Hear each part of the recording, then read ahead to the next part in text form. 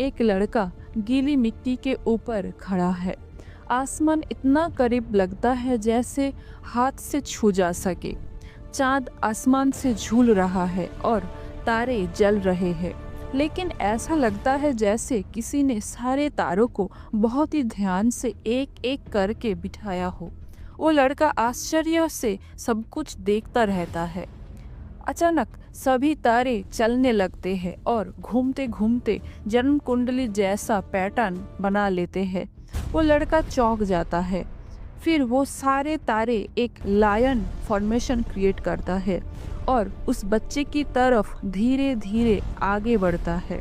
अचानक वो उस बच्चे पर हमला कर देते हैं, पर कोई साउंड नहीं होता। इसके बाद उस बच्चे की आँख खुल जाती है। वो पजल्ड होकर आसपास देखना शुरू करता है। घड़ी में 12:05 हो चुका होता है। आसमान में चांद हर दिन की तरह ही चमक रहा होता है। उस लड़के का नाम आरब है। आज उसका 18th बर्थडे है। 12 बजे आए ये अजीब सा सपना उससे डरा देता है। वो सपनों के बारे में सोचता है, पर कुछ समझ नहीं पाता। वो क्लास 12th में पढ़ता है और पढ़ाई के साथ साथ एस्ट्रोलॉजी में उसका काफ़ी इंटरेस्ट है। घर में सब बोलते हैं कि वो अपने पूर्वजों की किसी एक दादा पर गया है। लोग कहते हैं वो इंसान बहुत ही बड़ा एस्ट्रोलॉजर था, पर उसके बाद नेक्स्ट जनरेशन में कोई भी एस्ट्रोलॉजी में इंटरेस्टेड नहीं था। पर आरब को बचपन से ही इन सब चीज़ों में काफ़ी दिलचस्पी है। सुबह टेबल पर रखी हुई जन्म कुंडली की किताब की तरफ देखते हुए वो सपनों के बारे में सोचने लगता है। आरब ऐसा सपना उससे पूरे 1 महीने तक दोबारा नहीं आता। पर एक दिन अचानक उसे फिर से वही सपना आता है, बिल्कुल उसी तरह जैसे चांद हाथ में आ रहा हो, आसमान में कुंडली बनकर घूम रहा हो। इसके बाद सारे तारे घूमते घूमते स्कॉर्पियो की शेप बना लेते हैं। स्कॉर्पियो धीरे धीरे तारों से बनी एक सीढ़ी की तरह चलने लगता है। फिर से आरब की नींद खुल जाती है। सुबह बेड पर बैठा आरब दोनों सपनों को मिलाने की कोशिश करता है। अचानक उसकी नज़र दीवार पर लगा कैलेंडर पर पड़ती है। वो डेट की तरफ देखने लगता है। 2 बार जो सपना उसे आया था वो पूर्णिमा के दिन था। वो सोचने लगता है कि इन सपनों का नेचर के साथ कुछ ना कुछ ज़रूर लिंक है। और एक चीज़ पर उसका ध्यान जाता है। पहले सपनों में लायन, उसके बाद स्कॉर्पियो। वो जन्म कुंडली की किताब की तरफ देखते देखते कुछ देर बाद रियलाइज करता है कि लायन और स्कॉर्पियो ये दोनों ही ज़ोडिएक साइंस में इस्तेमाल होता है। वो सारी चीज़ों को जोड़ने लगता है। उसके 18 बर्थडे का दिन ये सब शुरू हुआ है। हर पूर्णिमा को उससे सपना आता है, जन्म कुंडली घूमती हुई दिखाई देता है और ज़ोडिएक साइंस का क्रिएचर्स कुछ इशारा करते हैं। वो एक पेपर पर सपनों में जो भी उसने देखा था उसका ड्राइंग्स बनाता है।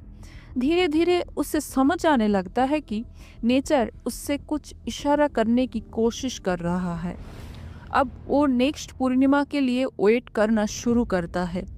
देखते देखते नेक्स्ट पूर्णिमा का दिन आ जाता है। इस बार भी सब कुछ वही होता है। झूलता हुआ चांद, आसमान में घूमती हुई तारों की जन्म कुंडली, पर इस बार सारे स्टार्स अलाइन होकर एक मरमेड का आकार बना लेते हैं। वो तारों से बनी एक सीढ़ी पर चढ़कर एक तालाब की तरफ जाने लगती है और तालाब के नीचे से एक पांडुलिपि लेकर ऊपर आती है। इसके बाद और कुछ नहीं होता। अगले दिन अरब अपनी कॉपी में इस बार सपने में दिखाई दिए सारे सिंबल्स और सीन्स नोट कर लेता है।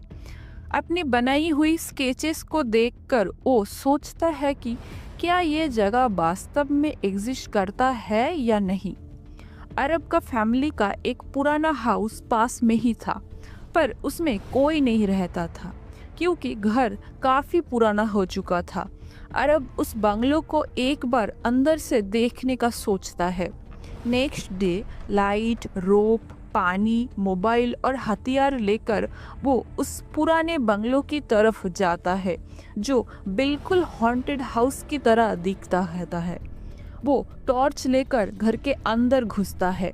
पुरानी दीवारों से लटके पेड़ और बैट्स जैसा उसका वेलकम करता है।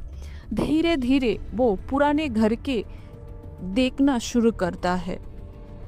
अरब घूमते घूमते एकदम सेंट्रल पोजीशन पर आ जाते हैं। घर का अंदर माहौल के बीच एक तालाब जैसा स्ट्रक्चर दिखता है। पुराने दिनों में अक्सर जमींदार हवेलियों में ऐसा स्ट्रक्चर बनाए जाते थे जिससे औरतों को बाहर जाना ना पड़े।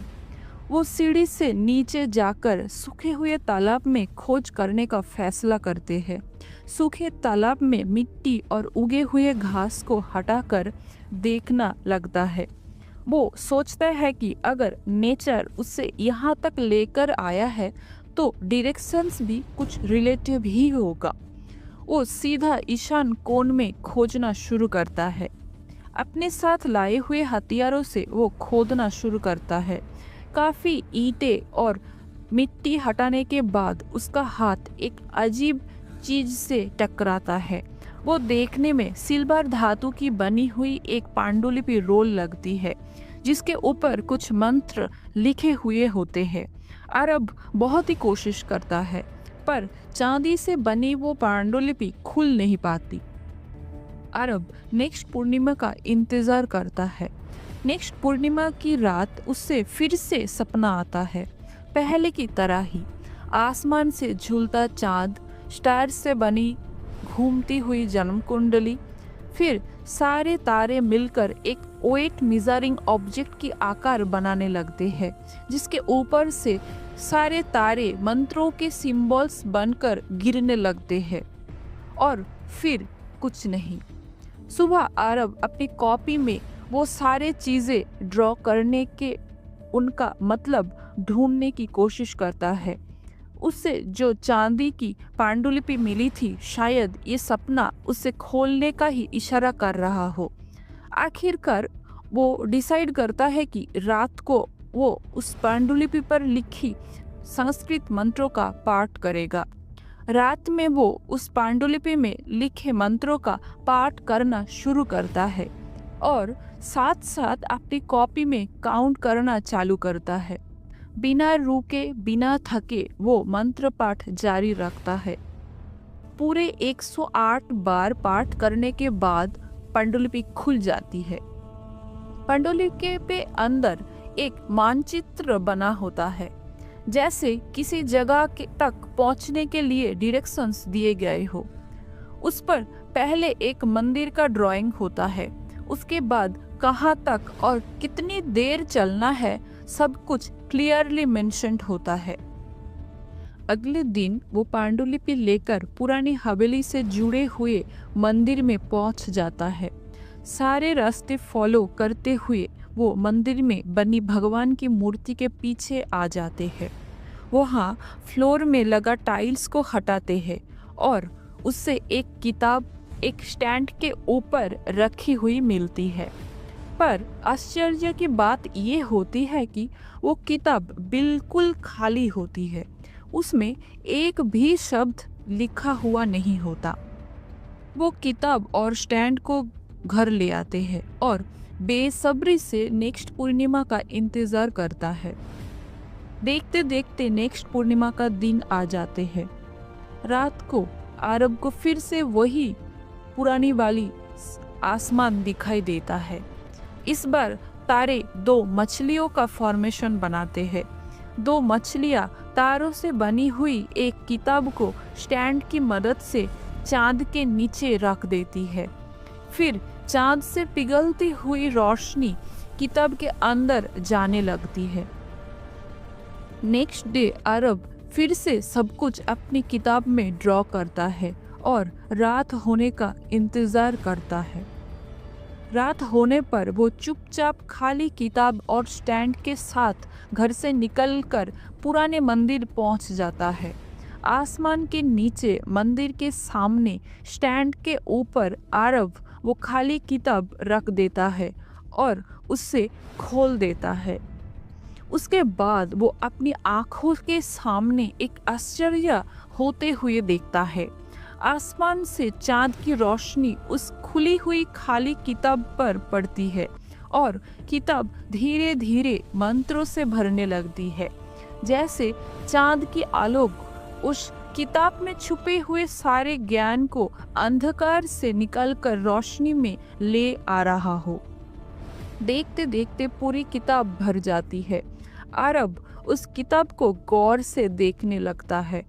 किताब में लिखी चीजों से उससे इतने दिनों से चले आ रहा सारे रहस्यों का कारण समझ में आ जाते हैं। बनसज में बहुत पहले एक बहुत बड़ा एस्ट्रोलॉजर था जिसका नाम दीपेंद्र रॉय था। वो अपनी काबिलियत से आसमान से खुद को जोड़ता था। ग्रह नक्षत्रों की चाल उससे पहले से ही पता होती थी, पर अपने इस ज्ञान का उत्तराधिकारी उससे कोई नहीं मिला।